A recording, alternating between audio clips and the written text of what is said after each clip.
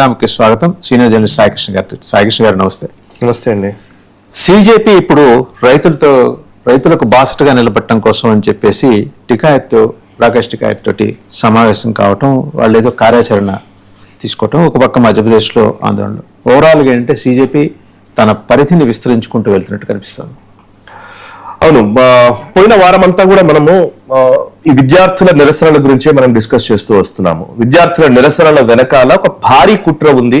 And వాళ్ళ major లక్ష్యం అంతా కూడా నీట్ లో సంస్కరణలు రావడమో, లేకపోతే విద్యార్థుల విద్యా విధానంలో మార్పులు రావడమో, దానికంటే కూడా ప్రభుత్వాన్ని గద్దె దించడము అనేది మేజర్ లక్ష్యంగా పెట్టుకొని చేస్తున్నారనేది నేను మొదటి నుంచి చెబుతూ ఉన్నాను. మీరు అనేక సార్లు మనం మాట్లాడుతున్నాము, డిస్కస్ చేస్తూనే ఉన్నా. అయితే దానికి మన ఆర్గ్యుమెంట్స్ అనేకం ఉన్నాయి, కానీ వీళ్ళు విద్యార్థుల పేరు చెప్పి ఇవన్నీ ఉద్యమాలు చేస్తూ ఉన్నారు. ఎవరు కూడా మీరు గమనించండి వాసు గారు, లాస్ట్ 1 వీక్ లో ఏ విద్యార్థి అయినా విద్యా విధానంలో ఇలాంటి మార్పులు రావడం వల్ల నిజంగా విద్యా వ్యవస్థ మారితే విద్యార్థులకు హెల్ప్ అవుతుంది, బాగవుతుంది అని చెప్పేసి ఎవరైనా మాట్లాడుతున్నారా? ఎవరు మాట్లాడట్లేదు. నరేంద్ర మోదీ టార్గెట్ గా జరుగుతున్నటువంటి ఉద్యమాలు ఇవన్నీ. ఈవెన్ ప్రతిపక్షాలు కూడా క్లియర్ గా చెప్పాలంటే సజెషన్స్, పర్ఫెక్ట్ సజెషన్స్ ఏమి ఇచ్చినట్టుగా ఏం కనిపించలే. అందులో కొంత వేరే సుప్రియా సూలేనో లేకపోతే డిఎంకే నాయకులు అంతో ఎంతో కొంత బాగా మాట్లాడారు. బట్ వేరే నిజంగా ప్రధాన ప్రతిపక్షమైనటువంటి కాంగ్రెస్ పార్టీ నుంచి నిజంగా అసలు రావాల్సినంత ఒక మెచ్యూర్డ్ డిస్కషన్ అయితే ఖర్గే మాట్లాడతారనేది పెద్ద ఉపయోగం లేదు ఈ బిల్లుతో. ఎగ్జాక్ట్లీ. సరే, ఇప్పుడు మనం దాన్ని పక్కన పెడితే ఫస్ట్ ఇప్పుడు జరుగుతున్న వాటిల్లో విద్యార్థుల పేరిట జరుగుతున్నటువంటి ఉద్యమాన్ని నడిపినటువంటి ఈ కాక్రోచ్ జనతా పార్టీ ఇప్పుడు రైతు సంఘాల నాయకుల్ని కలుస్తోంది. వాళ్ళ మద్దతును కూడా కూడగట్టే ప్రయత్నం చేస్తోంది. నిన్నగాక మొన్న 2 days క్రితం రాకేష్ టికాయత్, మనందరికీ గుర్తు ఉంటుంది, భారతీయ కిసాన్ యూనియన్ పేరిట దానికి స్పోక్స్ పర్సన్ గా ఉన్నటువంటి వ్యక్తి రాకేష్ టికాయత్, గతంలో వ్యవసాయ చట్టాలు తీసుకొచ్చినప్పుడు దానికి వ్యతిరేకంగా పోరాటం చేసినటువంటి రైతు సంఘాల నాయకుల్లో కీలకమైన వ్యక్తి రాకేష్ టికాయత్. రాకేష్ టికాయత్ ని మొన్న సిజేపీ నాయకుడు అశుతోష్ రంకా కలిశారు. నిన్నగాక మొన్న అశుతోష్ రంకా సిజేపీ నాయకుడు వెళ్లి రాకేష్ టికాయత్ ని కలిసి ఇద్దరు అంటే రైతులు అదే విధంగా విద్యార్థులు కలిసి మోదీని పూర్తిగా దిగ్బంధించాలి, సరౌండ్ చేయాలని ఒక స్టేట్మెంట్ ఇచ్చాడు. ఆయన ఇచ్చిన స్టేట్మెంట్ నేను చదువుతున్నాను. We hope that our farmer brothers and the students and youth of this country will work together to surround the Modi government from all sides. అన్ని వైపుల నుంచి కూడా మోదీ ప్రభుత్వాన్ని చుట్టుముట్టాలనేది మా లక్ష్యము. దానికోసమని రాకేష్ టికాయత్ ని కలిశాము అండ్ మిగతా విద్యార్థి సంఘాల నాయకుల్ని, మిగతా రైతు సంఘాల నాయకుల్ని కూడా కలుస్తాము అని అశుతోష్ రంకా స్టేట్మెంట్ ఇచ్చాడు.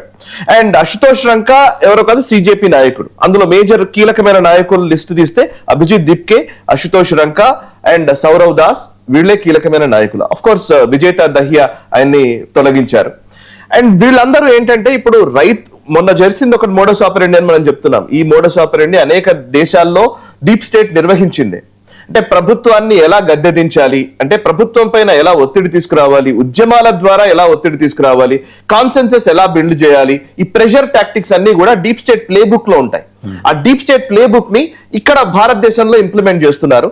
అందులో భాగంగానే గతంలో ఫార్మర్స్ ప్రొటెస్ట్ టైంలో వ్యవసాయ చట్టాలని వెనక్కి తీసుకుంటున్నాను, దేశ హితం కోరి ఈ దేశంలో అలజడి సృష్టించే విధంగా పరిస్థితులు ఉండకూడదని నరేంద్ర మోదీ గారు అప్పుడు సాగు చట్టాలని వెనక్కి తీసుకుంటున్నట్టుగా అప్పుడు ప్రకటించారు. అండ్ అప్పుడే ఈ ఫార్మర్స్ ప్రొటెస్ట్ కొంత సద్దుమణిగింది.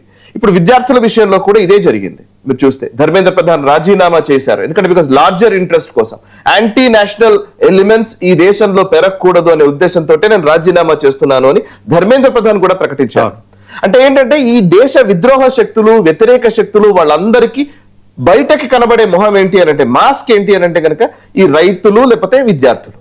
సరే, ఇప్పుడు మనం వీళ్ళిద్దరు కలిసినంత మాత్రం అయిపోతుందా అని అంటే కనుక ఆల్రెడీ దానికి సంబంధించిన నిరసనలు మొదలైపోయాయి. మధ్యప్రదేశ్ లో 2 రోజులు అంటే ఆల్మోస్ట్ సోమవారం నుంచి నిరసనలు కంటిన్యూ అవుతూ వచ్చాయి. నిన్న మోహన్ యాదవ్ మధ్యప్రదేశ్ ముఖ్యమంత్రి వాళ్ళకి ఇచ్చినటువంటి హామీల మేరకు డిమాండ్లను నెరవేరుస్తూ ఆయన ఇచ్చినటువంటి ప్రకటనతోటి కొంత సద్దుమణిగినట్టుగా తెలుస్తోంది మధ్యప్రదేశ్ లో. సరే, మధ్యప్రదేశ్ లో ఇష్యూ ఏంటో నేను చెప్తాను.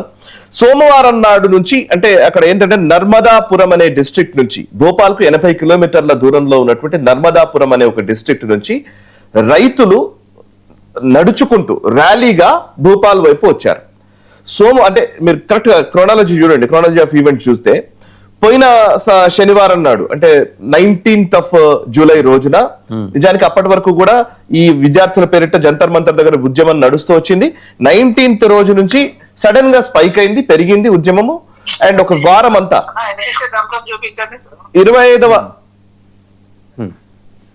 25వ తేదీ వరకు కూడా అంటే 25th వరకు కూడా ఈ పర్టికులర్ ఈ ఉద్యమం నడుస్తూ వచ్చింది. 25వ తేదీన ధర్మేంద్ర ప్రధాన్ రాజీనామా చేశారు. రాజీనామా చేసిన తర్వాత ఒక పార్లమెంట్ లో బిల్లు తీసుకొస్తున్నామని చెప్పారు. అందరి చూపు కూడా విద్యార్థుల ఉద్యమం వైపే నడిచింది. కానీ ఒకవైపు విద్యార్థుల ఉద్యమం నడుస్తున్న టైంలోనే సోమవారం నాడు నర్మదాపురం అనే ఒక డిస్ట్రిక్ట్ నుంచి భోపాల్ వరకు, భోపాల్ 80 కిలోమీటర్ల దూరంలో ఉన్నటువంటి నర్మదాపురం నుంచి వాళ్ళందరూ సంయుక్త కిసాన్ మోర్చా బ్యానర్ మీద సోమవారం నాడు స్టార్ట్ అయ్యారు. మంగళవారం రాత్రి కల్లా వాళ్ళు భోపాల్ అవుట్స్కట్స్ కి చేరుకున్నారు రైతులు. అండ్ భోపాల్ అవుట్స్కట్స్ వరకు వచ్చే టైంలో వాళ్ళు ఆల్రెడీ ప్రిపేర్డ్ గా వచ్చారు. వాసు గారు, గత నెక్స్ట్ 1 week 10 days వరకు కూడా మనకు కావాల్సినటువంటి ఆహారం ఉండే విధంగా వాళ్ళందరూ రెడీ చేసుకుని క్యాంపులు పెట్టుకుని వచ్చారు. రోడ్డు మీదనే వంటలు చేసుకున్నారు, రోడ్డు మీదనే ఉన్నారు. వాళ్ళందరూ కరెక్ట్ గా భూపాల్కి వచ్చారు. భూపాల్ దగ్గర సీఎం నివాసానికి కూతవేటు దూరం చాలా దగ్గరలోకి వరకు కూడా వాళ్ళు చేరుకున్నారు. 8 కిలోమీటర్ల దూరం వరకు కూడా చేరుకున్నారు. తర్వాత సీఎం నివాసానికి 8 kilometers వరకు వచ్చారు. బ్యారికేడ్స్ ధ్వంసం చేసి లోపలికి వెళ్లి సీఎం నివాసాన్ని ముట్టడించాలనేది లక్ష్యం. మీరు గమనిస్తే ఇదే మధ్యప్రదేశ్ నుంచి 15 సంవత్సరాలకు పైబడి పరిపాలించినటువంటి వ్యక్తి శివరాజ్ సింగ్ చౌహాన్ వాళ్ళ వ్యవసాయ శాఖ మంత్రిగా ఉన్నారు కేంద్రంలో. శివరాజ్ సింగ్ టార్గెట్ ఆయన ఎగ్జాక్ట్లీ. సో ఇప్పుడు నెక్స్ట్ ఏంటి, శివరాజ్ సింగ్ చౌహాన్ ఇక్కడ ఉన్నారు. అట్ ద సేమ్ టైం అక్కడ మోహన్ యాదవ్ మీద ఒత్తిడి తీసుకొచ్చే ప్రయత్నం చేశారు. అక్కడ మధ్య ఎందుకు వీళ్ళందరూ చేస్తున్నారు అగ్రికల్చర్ కి సంబంధించి అని అంటే కనుక వాళ్ళ డిమాండ్లు ఏంటి అని అంటే కనుక మధ్యప్రదేశ్ లో ఎక్కువగా పెసర్లు పండిస్తారు. మూంగ్ అంటారు కదా మన మూంగ్ దాల్కి సంబంధించి ఈ పెసర్లు పండిస్తారు. ఈ పెసర్లు 100% మీరు కొనుగోలు చేయాలి ప్రభుత్వం అనేది వీళ్ళ డిమాండ్. మామూలుగా అయితే ప్రభుత్వం మొదటి నుంచి కూడా 25% వరకు మాత్రమే కొనుగోలు చేస్తోంది. 25% కాదు, మాకు 100% కొనుగోలు చేయాలి. అండ్ పెసర్లకు కూడా మినిమం సపోర్ట్ ప్రైస్, కనీస మద్దతు ధర ప్రకటించాలి అని. నిజానికి పెసర్లకు చాలా డిమాండ్ ఉంది కానీ అనుకున్న దానికంటే ఎక్కువ ప్రొడ్యూస్ చేస్తున్నారు. సో అక్కడ ఎంత ప్రొడ్యూస్ చేస్తారంటే సుమారు దేశంలోని మొత్తం ప్రొడ్యూస్ లోకి చూస్తే దేశంలో మొత్తం పెసర్ల ప్రొడక్షన్ లో 40% కేవలం మధ్యప్రదేశ్ లోనే వస్తుంది పంట. సో అందులో 25% వీళ్ళు కొనుగోలు చేస్తున్నారు గవర్నమెంట్, మిగతాది మార్కెట్ లో అమ్ముకోవాలి. కానీ 25% కాదు, మాకు 100% కావాలి అని చెప్పి డిమాండ్ చేశారు. ఆ డిమాండ్ నేపథ్యంలో ఇప్పుడు మినిమం సపోర్ట్ ప్రైస్ పెట్టాలి అని అంటే గత 5-6 రోజులు జరుగుతున్నటువంటి ఉద్యమం నేపథ్యంలో వాళ్ళ మధ్యప్రదేశ్ వ్యవసాయ శాఖ మంత్రి ఐదల్ సింగ్ కన్సానా 2-3 సార్లు చర్చలు జరిపారు వాళ్ళతోటి, అయినా కూడా విఫలమయ్యాయి. ఇవన్నీ జరిగిపోయినాయి ఒక 4-5 రోజుల వ్యవధిలోనే. ప్రభుత్వం చాలా ఫాస్ట్ గా రియాక్ట్ అయింది. మోహన్ యాదవ్ డాట్స్ కనెక్ట్ చేస్తే అక్కడి నుంచి మొదలైంది ప్రతి రాష్ట్రానికి పాకుతున్నట్టు అనిపిస్తుంది. ఎగ్జాక్ట్లీ. అండ్ మోహన్ యాదవ్ దీన్ని ఓకే అన్నారు. ఇప్పుడు నిన్న ఏం జరిగిందంటే ఎందుకు వీళ్ళు విరమించారు అని అంటే మోహన్ యాదవ్ సీఎం, మధ్యప్రదేశ్ సీఎం కనీస మద్దతు ధరకి ఆయన అంగీకారం తెలిపారు. అండ్ 25% కాదు 60% తీసుకుంటామని చెప్పారు. అంటే 100% వాళ్ళు అడిగారు, 25% తీసుకుంటున్నారు, కొనుగోలు చేస్తున్నారు. బట్ దాన్ని 60%కి రైతులు ఒప్పుకున్నారు లాస్ట్. సో ఇప్పుడు అది క్లియర్ అయింది ప్రస్తుతానికి. ఇది కేవలం తాత్కాలికమే. ఇప్పుడు మీరు అన్నది కరెక్ట్. యాక్చువల్లీ ఇది ఢిల్లీలో మొదలైనటువంటి విద్యార్థుల పేరిట జరిగిన నిరసనలు, అటు అంతకుముందు శంభు బార్డర్, హర్యానా, పంజాబ్ అక్కడ రైతులు నిర్వహించినటువంటిది ఇప్పుడు మధ్యప్రదేశ్ కు వచ్చింది. మిగతా రాష్ట్రాల్లో కూడా అడపాదడపా ఈ ప్రెషర్ టాక్టిక్స్ పెరగబోతున్నాయి. ఈ ప్రెషర్ టాక్టిక్స్ ని ఎలా ఎదుర్కొంటుంది ప్రభుత్వం అనేది చూడాల్సిన విషయం. అయితే ఓవరాల్ గా మనం చూస్తే మరి ఇప్పుడు ఈ మొత్తం వ్యవహారంలో ముఖ్యంగా విద్యార్థుల ప్రొటెస్ట్ లో సిజేపీ విజయం సాధించింది, కానీ ప్రభుత్వం ఓడిపోలేదు. మనం గమనించాలి. నా లెక్క ఎందుకు అంటున్నానంటే సార్, ప్రభుత్వం పూర్తిగా ఓడిపోయినట్టుగా కూడా మనం భావించాల్సిన అవసరం లేదు. అయితే మోదీ సర్కార్ ఎప్పటికప్పుడు మార్పులు చేసుకుంటూ ఉంటారు. వీళ్ళు అందుకే దీన్ని మధ్యప్రదేశ్ ఉద్యమాన్ని ఇంకాస్త ముందుకు తీసుకురానివ్వలేదు, ఫాస్ట్ గా దాన్ని కంక్లూడ్ చేసేసారు. సో ఇది ప్రతి రాష్ట్రంలోనూ ఇట్లాంటి పరిస్థితి రాబోతోంది. ప్రతి రాష్ట్రంలో, అందులోనూ వాళ్ళ టార్గెట్ కూడా బీజేపీ పాలిత రాష్ట్రాలే. నేను అదే అండి, ఇప్పుడు మధ్యప్రదేశ్ అవగానే కిందకు వస్తారు. ఏది ఇమీడియట్ గా బీహార్ ఉంటుంది, ఇమీడియట్ గా ఛత్తీస్గఢ్ ఉంటుంది, ఛత్తీస్గఢ్ నుంచి ఒరిస్సా ఉంటుంది, ఒరిస్సా నుంచి ఆంధ్రప్రదేశ్ ఉంటుంది. ఎందుకంటే ఇవన్నీ ఎన్డీఏ పాలిత రాష్ట్రాలు. కరెక్ట్. అవి రెండు బీజేపీ, ఆంధ్రప్రదేశ్ ఎన్డీఏ పాలిత రాష్ట్రాల్లోనే ఇవన్నీ జరగబోతున్నాయి. ఇవన్నీ ఈ టాక్టిక్స్ కూడా ఎట్లా ఉంటాయనంటే మనకు తెలుసు, బార్డర్స్ ని పుష్ చేయడము, ప్రెషర్ టాక్టిక్స్ ని ఇంకొంచెం మార్చడం. నెక్స్ట్ టర్న్ ఛత్తీస్గఢ్ మీద ఉండొచ్చేమో అని అనుమానం వస్తుంది. ఇప్పుడు Correct. కనెక్ట్ చేసుకుంటూ వస్తే అది ఆంధ్రప్రదేశ్ దాకా పాకేసి. ఆంధ్రప్రదేశ్లో నిన్న జరిగిన ఒక సంఘటన, ఒక మహిళా ఎస్ఐ మీద ఆమెను తోసేశారు శ్రీకాకుళంలో జగన్మోహన్ రెడ్డి గారి పర్యటన సందర్భంగా. అది నాకు ఎట్లా అనిపించిందంటే, సిజేపీ ఆందోళన చూశారు కదా మీరు, ఆందోళనలో అక్కడ ఒక ఉమెన్ పోలీస్ ఆఫీసర్ని ఎలాగా తోసేసి ఆమె మీద దాడి ప్రయత్నం చేశారు, అలాంటిదే జరిగింది. బొద్దింకలు ఇక్కడ దాకా వచ్చే ప్రమాదం ఏమన్నా కనిపిస్తుందా? బుద్ధింకలు అన్ని ప్లేసుల్లో ఉంటారు సార్. ఎక్కడ డ్రైనేజ్ ఉంటే అక్కడ ఉంటారు. రైట్. ఓకే, సో డ్రైనేజ్ నుంచి వచ్చేవే బొద్దింకలు లిటరల్ గా మాట్లాడితే. బట్ పాయింట్ ఏంటంటే ఇక్కడ జరుగుతున్నటువంటి ఈ బొద్దింకల లెక్క వేరు, వీళ్ళు ఆలోచిస్తున్నది వేరు, వీళ్ళ మోడస్ ఆపరెండి వేరు, వీళ్ళ వ్యూహం వేరు, వీళ్ళ లక్ష్యం వేరు. ఈ లక్ష్యం అంతా కూడా ఒకటి కేంద్రం, ఒకే ఒక అంశాన్ని కేంద్రీకృతం చేసుకుని ఈ ఉద్యమాలు జరుగుతున్నాయి. అదేంటంటే మోదీని గద్దెదించడమే. టార్గెట్ మోదీ, అదే అసలు విషయం, అంతకుమించి వేరే ఏం లేదు. ఇందులో అనేక అంశాలు, ఇప్పుడు మీరు ఇందాక చెప్పిన దాంట్లో ఈ పర్టికులర్ విషయంలో అంటే మధ్యప్రదేశ్ లో జరిగింది మనం చూస్తే 5 రోజులు సార్, 5 రోజులు సోమవారం నుంచి బయలుదేరి ఇప్పుడు ఇవాళ మనం శుక్రవారానికి చేరుకున్నాం. ఈ 4-5 రోజుల్లో రైతుల్ని ఎలా మనం ముందుకు తీసుకెళ్లాలి, ఎలా వీటిని ఒక ఆర్గనైజ్డ్ గా చేయాలి అనే అంశం మీద రాకేష్ తికాయత్ అండ్ అశుతోష్ రంకా చర్చించినట్టుగా తెలుస్తుంది.